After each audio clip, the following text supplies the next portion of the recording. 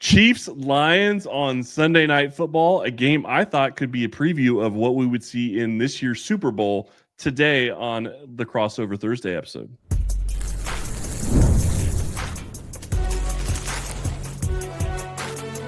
You are Locked On NFL Crossover, part of the Locked On Podcast Network. Your team every day.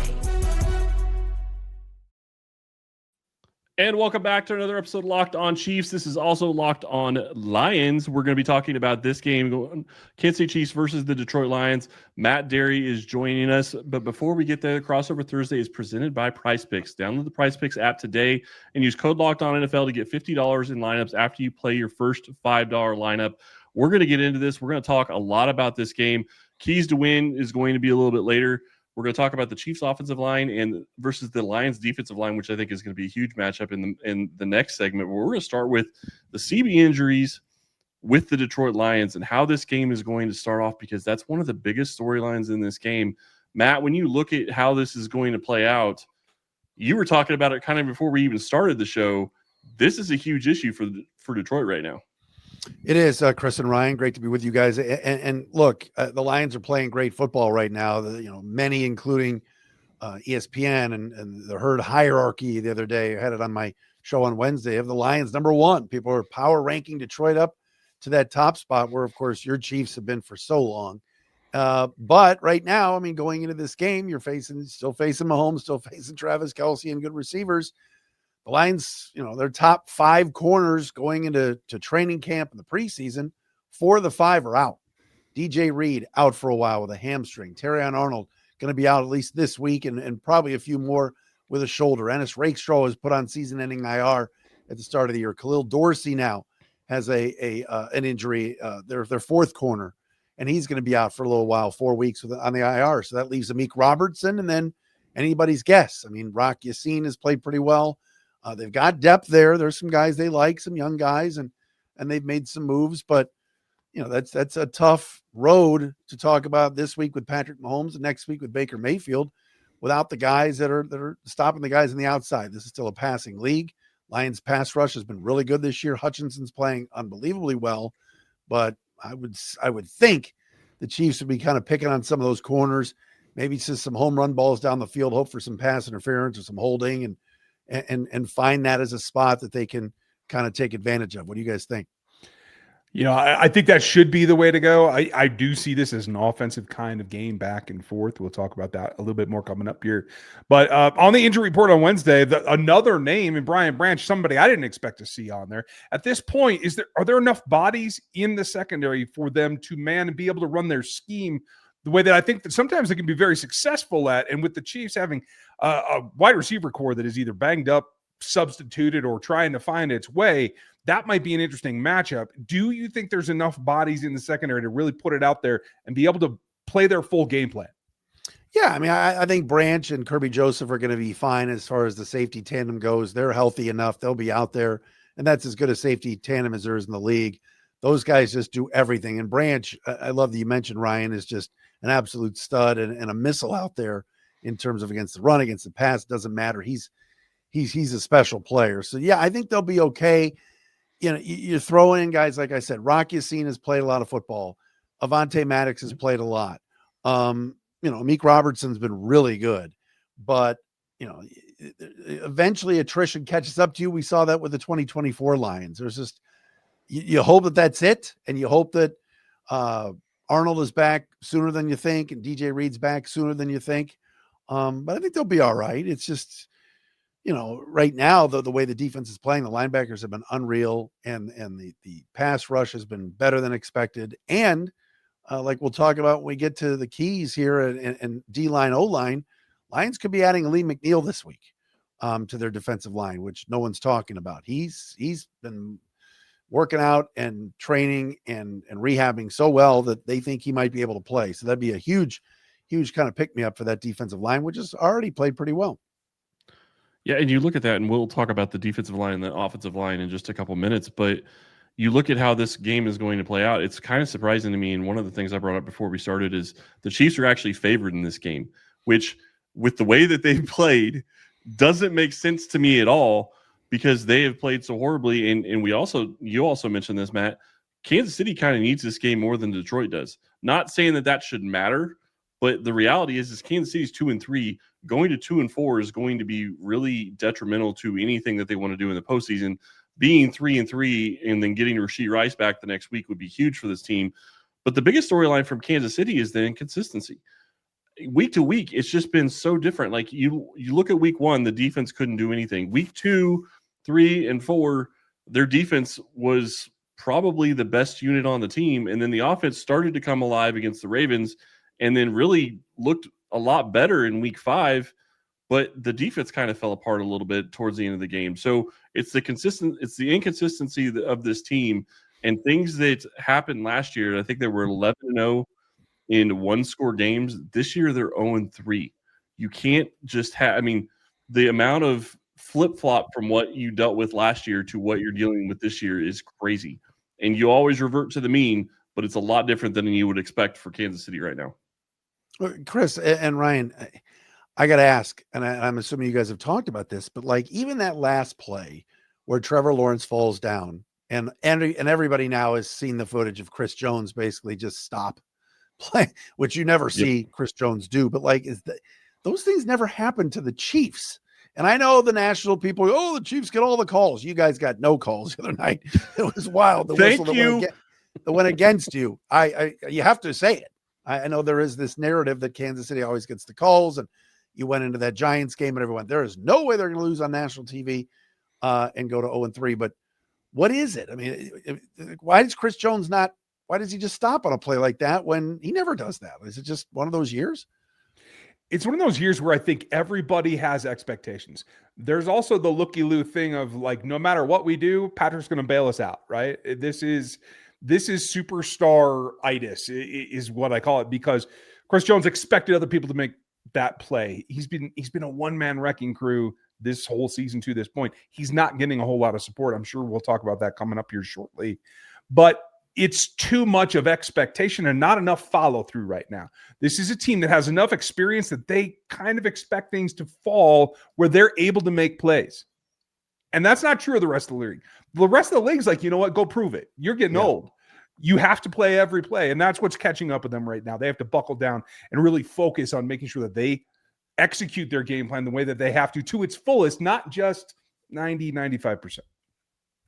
It's wild. It's not, no one's used to this. And I know there's a lot of people that are like, great, we need to see somebody new in the Super Bowl representing the AFC. And obviously it's pretty wide open. Look, the league is wide open, but definitely was a head scratcher. I thought you guys had that game Monday night. I really did.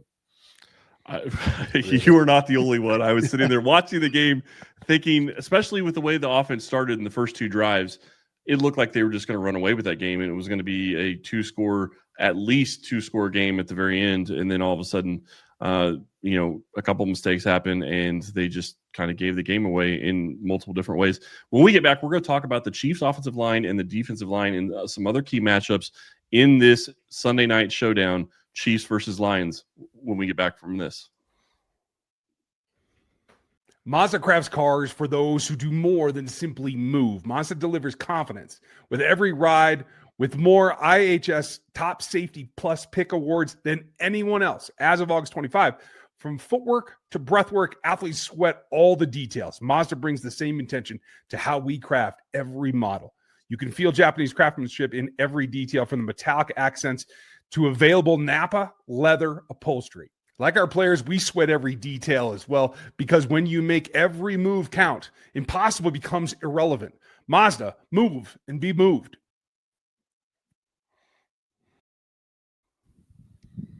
Locked on Chiefs, locked on Lions, getting down into the matchups that are really going to make this game go. Matt, I will give it to you when we look at the first matchup. What do you want to throw out there? Well, yeah, you guys have it up on the screen too for those watching on our YouTube channels. I do believe that O-line D-line matchup is going to be interesting. Obviously you guys for years have had this really good offensive line. I love your center. I think he's the best there is out there. I thought really this would have been a matchup if Frank Ragnow had not retired, of the 2 best centers. Not that they go up against each other, but in the league, and Humphrey and Ragnow, and Frank, of course, has retired. Graham Glasgow's done a nice job at center, but you got a special one there. But Did see it the other night, kind of at times, Mahomes not having the time to throw that he wanted. And the Lions D-line, which everybody was worried about coming into the season. Who's going to be the edge opposite of Aiden Hutchinson? Oh, no. Lee McNeil won't start the year healthy. Levi Onwuzurike lost for the year. Not a lot of depth interior-wise on that D-line yet. The rookie Tyleik Williams is playing really well. DJ Reader's playing at a high level, and they're getting a lot of pressure. Second in sacks in the league. Aiden Hutchinson's been unreal. So good. And so it should be interesting to see if they can get to Mahomes or at least bother him. Because remember, it was just a couple of weeks ago, everybody went, how are the Lions going to get to Lamar Jackson? And they sacked him 7 times. So something to keep an eye on certainly is that matchup. If the Lions D-line can win up front, it could be a long night for Kansas City.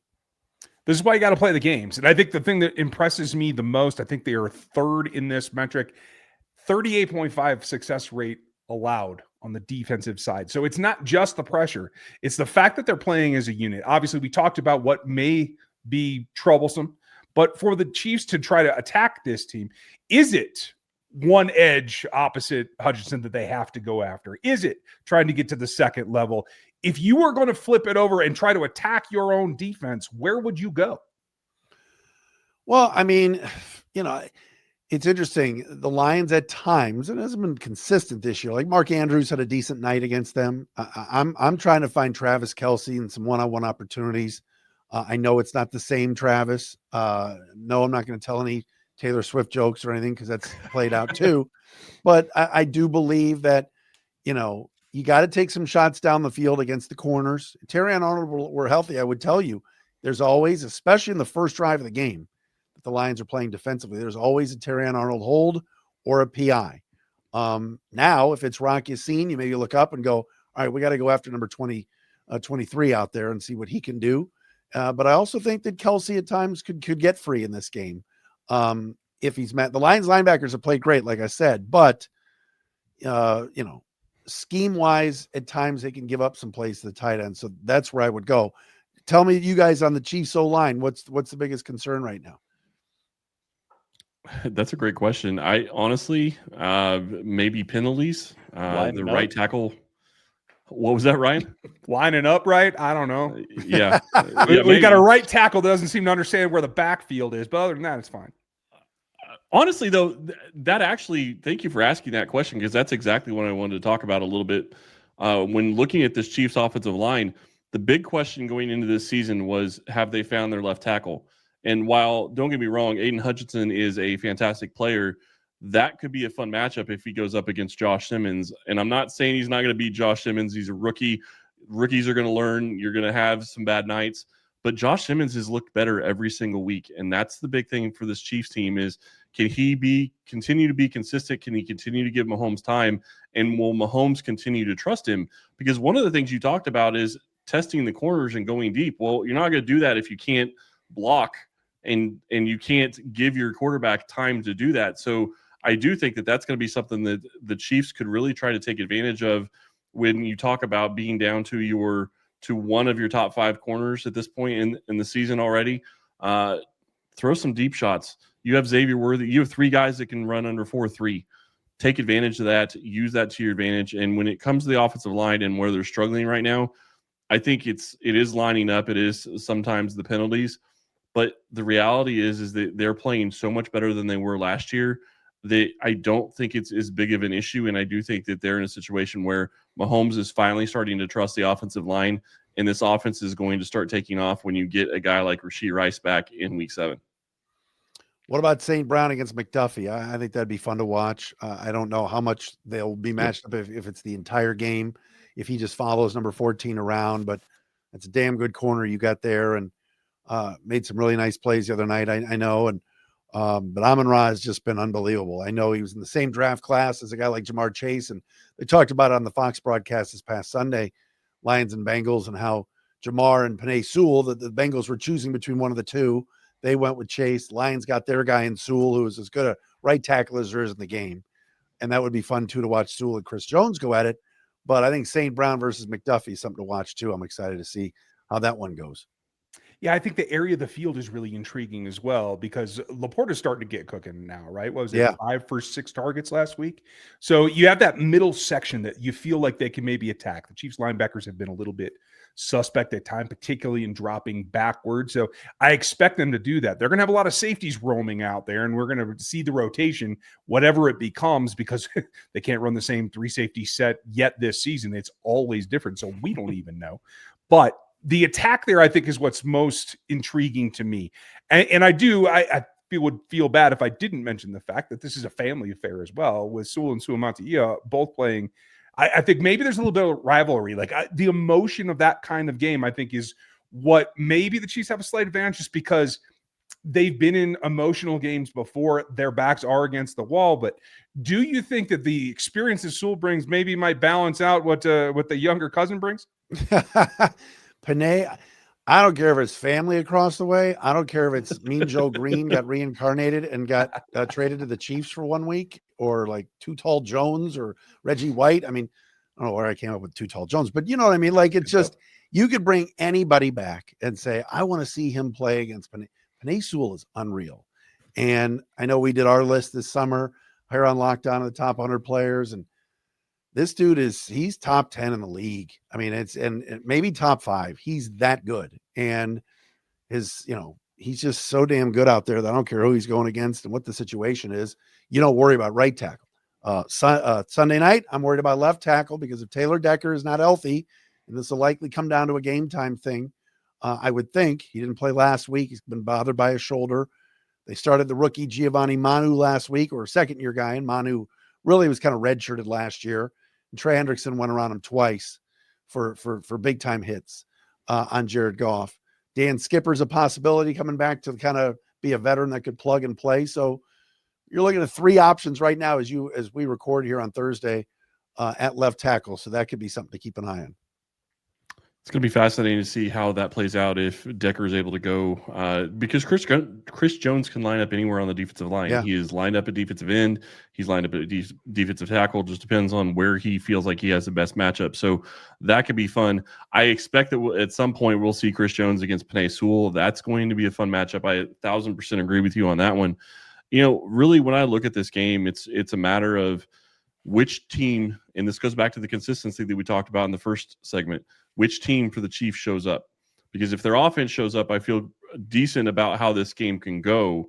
But that's going to be the question. Is their offense going to show up? Because the defense is going to struggle just with the matchup that they have with the Detroit Lions, because this offense is something to be worried about no matter who is playing at that left tackle position. Jared Goff has been playing fantastic. And as you said, Amon-Ra St. Brown has been playing great as well. And I just, I watched you guys the other night, obviously, and it's like Butker kicks the kickoff out of bounds. Like, there's just things that the Chiefs never did for years. And that was just a glaring mistake. And like you said, Jones giving up on the play. There's just little things that, is that a lot of what this is right now? Or is there times you go, maybe the talent level is not what it's been? Tough to say that the talent level isn't there. They've drafted well. They're getting good production. The injury thing, you could call it at the wide receiver position, but the rest is more lack of depth. And I think overstressing some of the stars now that are getting up there, like Chris Jones. I think there's still just a shock value to this. The more that this quote unquote regime has gone on with Andy Reid, the slower the starts are. Year after year after year, they're just not getting into gear until later in the season. I think this is more of the same, to tell you the truth. And it comes down to who's going to punch you in the face and wake you up. And I think that may have just happened to them, giving up this game to the Jaguars. I think, unfortunately, the Lions might reap the negative benefits of that with waking the Chiefs up from a sleeping giant. Were you guys at least happy for T. Wig, or were you like, no way? Because he's the best. Like, you gotta love Tone. I mean, yeah. Like, can you lob a text and go, hey man, good win? I couldn't, because of the way that they lost. I'm just gonna be honest. If I didn't feel like, and this isn't against what the Jaguars did, they went out and they did what they had to do to win. But I still feel like the Chiefs left 3 or 4 plays on the field that, if they make any of them, completely change the way that game goes. And I know you can say that in just about all the games, but they literally, the pick six, that's 14-point swing. the dropped interception by Nick Bolton and Drew Tranquil as it went off 4 people's hands. That's another turnover that leads to a Jacksonville touchdown. I mean, the Jacksonville Jaguars did enough to win, but man, Kansas City really beat themselves in a lot of ways in that game. No question about it. No, I think that's why the Chiefs are favored. I think people expect, especially at home, and a couple of years ago, everybody said the Lions have no chance in Kansas City, and it's opening night, and and obviously we know how that one went. Asterisk win or not, it was a win for the Lions. Yes, it was. And Chris Jones was sitting in the booth at That's that right. or in the up in the stands at that point for that game. A lot more to talk about when we start getting into the keys for the win coming right after this. The NFL season is back, and honestly, there's nothing better than being in the stadium surrounded by fans cheering for your team. But let's be honest, getting tickets is a hassle. Between queues, login screens, prices jumping at checkout, it's really frustrating, and that's why I use Gametime, the app that gives you the advantage back to fans. Gametime is fast, easy, and backed by the Gametime guarantee. You'll always get 100% authentic tickets delivered every time at the best price, plus all the fees are included, so the price you see is the price you pay. I pull up Gametime anytime to get a couple of taps. I get amazing deals. I get to see where my seat is. I get to see my favorite NFL games for as low as $100. You can too. Download the Gametime app, create an account, and use the code LOCKEDONNFL for $20 off of your first purchase. Terms apply, but again, that's promo code LOCKEDONFL for $20 off.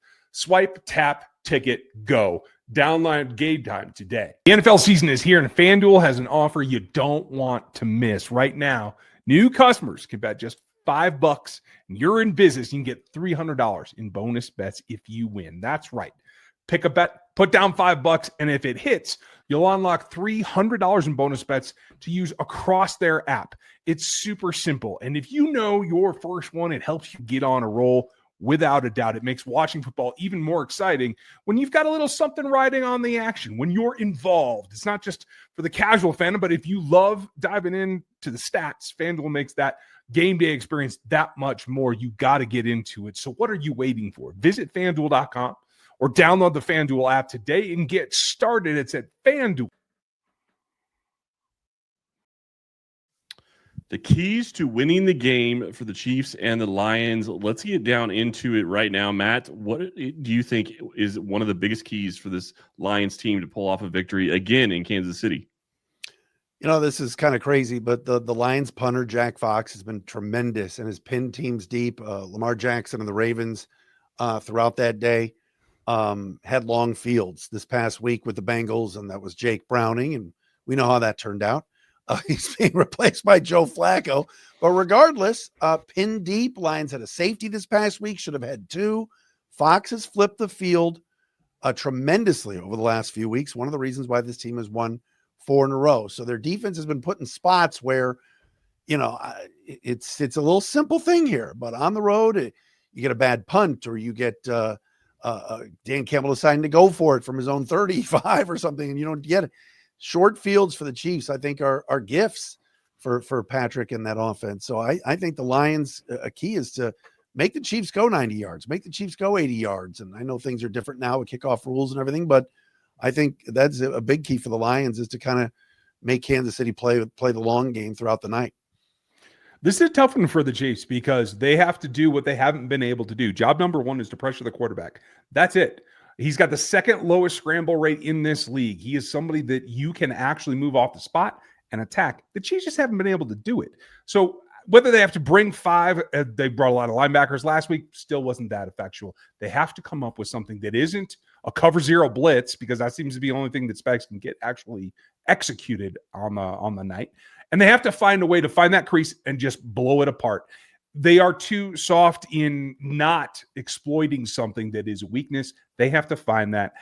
More from us tomorrow on what I think that it is. But this is about attacking and consistently making somebody stop you to the point that maybe they can even lower their EPA on the run. I'm really surprised to find that correct me if I'm wrong, the Lions are only averaging 15 yards more per game on the ground than the Chiefs are. That's pretty rare here. So if you force them into having to run the ball a little bit more, I think that works in the Chiefs' advantage. Let me ask you this. You mentioned Spags. More blitzing, less blitzing this year so far than the past? It's been dramatically upticked in the beginning. And it's not even so much the volume, it's the variety. Things that he usually doesn't pull out until after the bye or even going into the playoff run. Now he's having to mix it up so much earlier. It's going to get creative. It's going to look very weird. So keep an eye on the middle of the secondary there, because you never know who's going to be manning what position. Yeah, I mean, that's where, Jared Goff, and again, with Ragnow gone, I still think Glasgow, as a veteran center, is pointing some things out. But that's where you're right. Brian Flores has tried for years, and he's done a nice job with the Vikings. Don't get me wrong. But Goff seems to have those guys' numbers whenever that's like he'll see something coming and he gets rid of the ball. You're right. If you can get to him or you get in his face, it's gold. He just is not going to scramble. He was sacked 4 times this past week, but man, does he pick up those things pretty quickly and finds those outlets. And if he hits Gibbs in the flat, the blitzes come, look out. Jameer could turn a 10-yard play into a 70-yard play. So what else are you guys thinking on the Chiefs side for keys? I loved what you're talking about with Jack Fox. I was sitting there thinking former Chief Jack Fox because he was in Kansas City for a little bit of time. I agree. I think, blitzing Goff is going to be interesting, and I'm going to be curious to see if it happens because they didn't blitz. They blitzed Lawrence a little bit, but not near as much as I expected.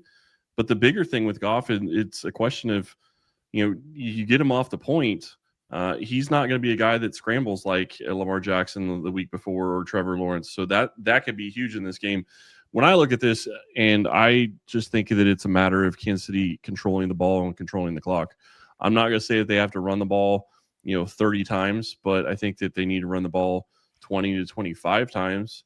And I know Ryan is probably going to be sitting there going, please let that happen.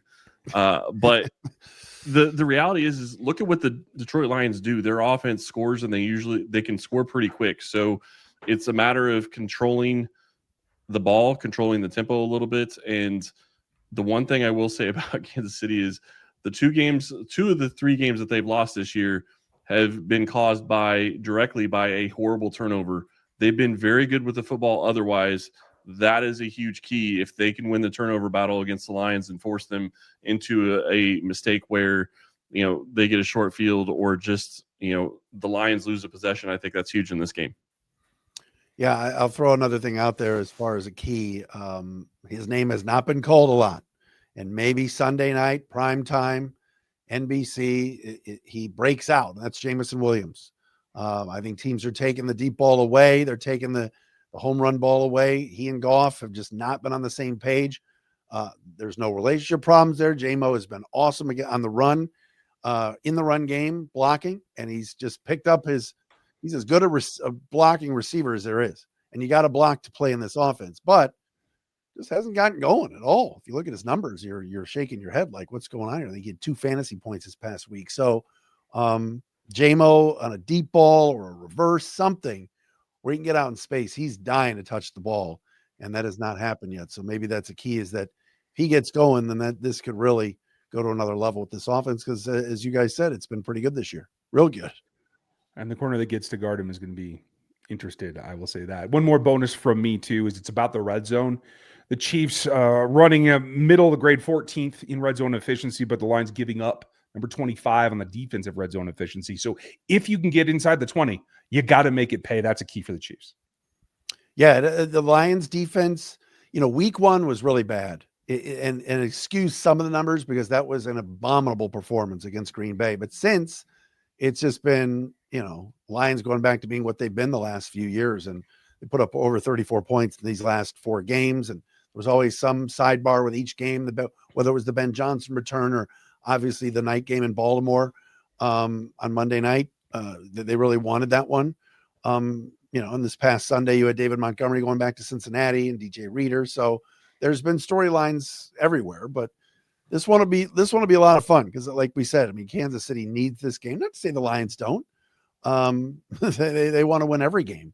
I don't think anybody thought at this point of the year, with how tough the schedule was, that the Lions would be 4-1. I think even the slappies would have said 3-2.